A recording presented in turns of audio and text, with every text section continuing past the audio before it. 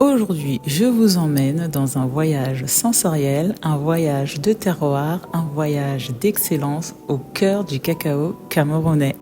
Et cette vidéo tombe à pic car les cabosses de cacao que vous voyez dans mes mains ont été primées.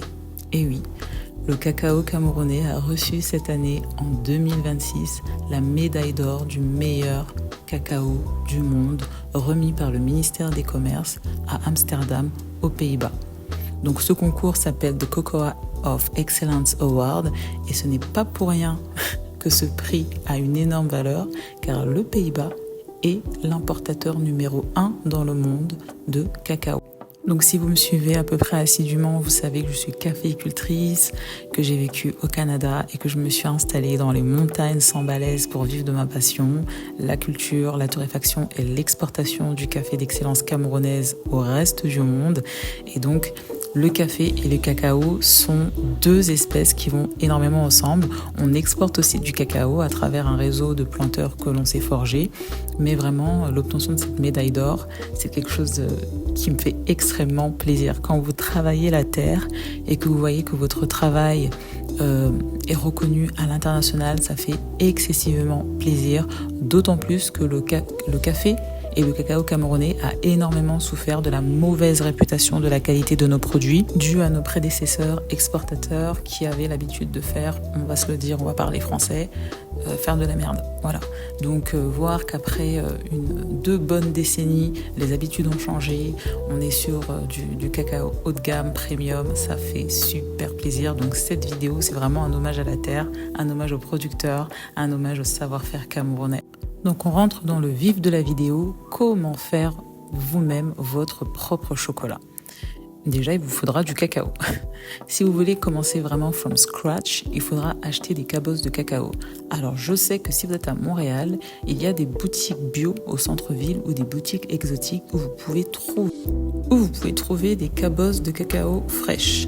J'en avais déjà vu à l'époque, je ne me souviens plus des noms particulièrement des magasins, mais je crois qu'il y a un magasin qui s'appelle La Belle Vie, si je ne dis pas de bêtises. En France, j'avais aussi déjà vu des cabosses de cacao fraîches dans un grand frais, mais je me suis rendu compte qu'on ne retrouvait pas ces cabosses dans tous les grands frais. Ensuite, si vous avez la chance d'avoir des personnes qui voyagent régulièrement sous les tropiques, vous pouvez leur demander de vous rapporter quelques cabosses de cacao. Attention, il faudra faire au préalable, pour passer les douanes à la sortie du pays, un test phytosanitaire pour juste dire que c'est safe et que c'est du cacao, parce que je me suis rendu compte plusieurs fois à l'aéroport qu'en fait les gens ne savent même pas à quoi ressemble le cacao. Les gens bouffent du chocolat en France, par exemple, où je me suis fait très régulièrement interpeller, mais n'ont jamais vu de cacao. Donc c'était c'était assez lunaire de leur expliquer que, en plus il y en avait un, il avait un Twix, un douanier, il avait un Twix dans les mains, et il était là en train de lui expliquer que l'origine du Twix, en fait, c'est cette cabosse. Donc ils étaient assez interloqués. Ils ont été assez sympathiques, ils m'ont laissé passer parce qu'ils ont fait quelques recherches sur Google et puis ils se sont sentis un peu cons. Tu manges du cacao, du chocolat pendant des années, mais tu n'as jamais vu de cabosse. Mais voilà, j'ai failli me faire jeter tout un bagage parce que j'avais 2-3 cabosses dans ma valise. Donc faites un test phytosanitaire et n'hésitez pas à enregistrer quelques petites vidéos comme ça pour leur montrer, parce qu'il y a beaucoup de personnes qui ne savent pas à quoi ressemble du chocolat, on va dire, à son état naturel. Donc maintenant que vous avez vos cabosses, vous les ouvrez comme je suis en train de le faire, vous sortez les fèves de cacao et vous allez les mettre dans un sachet. Donc c'est ce qu'on appelle en fait la fermentation. La fermentation, c'est ultra important pour pouvoir développer les arômes et les notes olfactives de votre cacao. On est sur des procédés qui ressemblent énormément au café et c'est pour ça que j'adore travailler le cacao, parce que pour moi c'est deux variétés, deux espèces qui se ressemblent énormément et qui développent en plus avec la fermentation des notes olfactives qui sont très similaires, et on peut jouer énormément avec la fermentation. Vous avez des personnes qui vont fermenter leur cacao avec de la vanille ou des fruits. Donc vraiment, laissez libre cours à votre imagination. Vous allez placer votre sachet avec toutes vos fèves de cacao dans un endroit clos, hermétiquement fermé si possible. Moi, je laisse ma box dehors, mais vous pouvez la garder à l'intérieur et vous allez patienter 3 jours. Lorsque ces 3 jours seront passés, vous allez voir qu'en fait, le processus de fermentation a eu lieu. Il y a de l'eau qui s'est évacuée.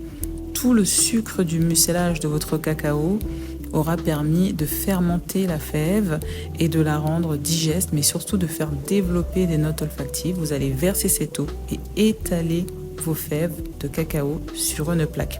Sachez que lorsque vous ouvrez votre cabosse de cacao, vous pouvez très bien manger les fèves comme telles. C'est un fruit. N'hésitez pas à goûter les fèves de cacao cru. Le mucilage est délicieux, il est sucré et j'adore ça. Bon, là vous avez Biscotte qui vient nous faire un petit coucou, toujours dans mes pattes celle-là. Hop, je la mets de côté et vous allez aller sécher votre cacao pendant 3 à 4 jours. Là, on est déjà en saison des pluies au Cameroun, donc j'ai eu beaucoup de mal à sécher mon cacao. Donc essayez de faire votre chocolat quand il fait chaud dehors.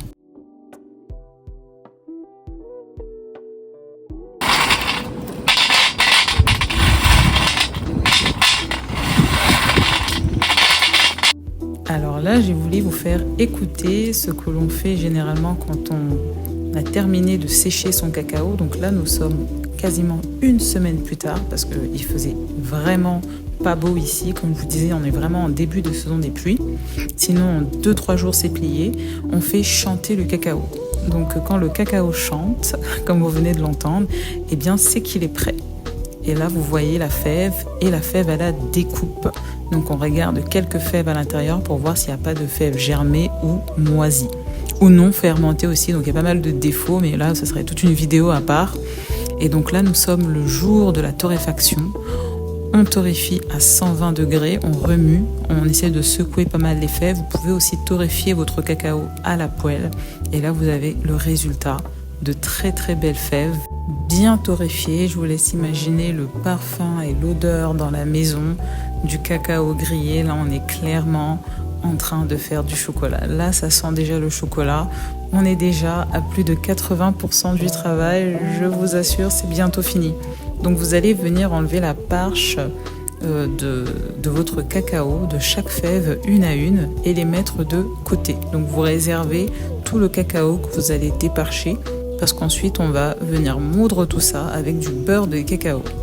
Donc là, on se retrouve avec un plat magnifique de fèves de cacao torréfiées. Franchement, ce plat donne énormément envie. Et on va passer à la dernière étape, c'est de faire votre chocolat. Enfin, on y arrive. Donc ne faites pas comme moi, je suis une matrixée de la vanille. Et c'est vrai que j'ai toujours des chocolats qui sont toujours noirs. Je ne mets jamais de lait dans mes chocolats. Donc j'aime mes chocolats avec goût, beaucoup de corps et de l'intensité. Donc je mets la dose de vanille. Là, on est aussi sur une vanille camerounaise qui me vient d'un agriculteur de Yaoundé. Donc là, on est sur du full Cameroun. Et donc, vous allez mettre vos fèves de cacao dans un blender et on va devoir y ajouter du beurre de cacao. Donc, la meilleure manière de faire votre chocolat, c'est d'avoir un mélangeur culinaire. Là, j'ai seulement un blender et donc, il faut rajouter un corps gras. Et donc, le meilleur corps gras à rajouter, c'est tout simplement du beurre de cacao. Ne faites jamais, au grand jamais, l'erreur de mettre de l'eau. Oh my god, j'ai vu des folies sur TikTok. Jamais d'eau dans du chocolat. Jamais. Donc là, votre cacao et votre chocolat est prêt.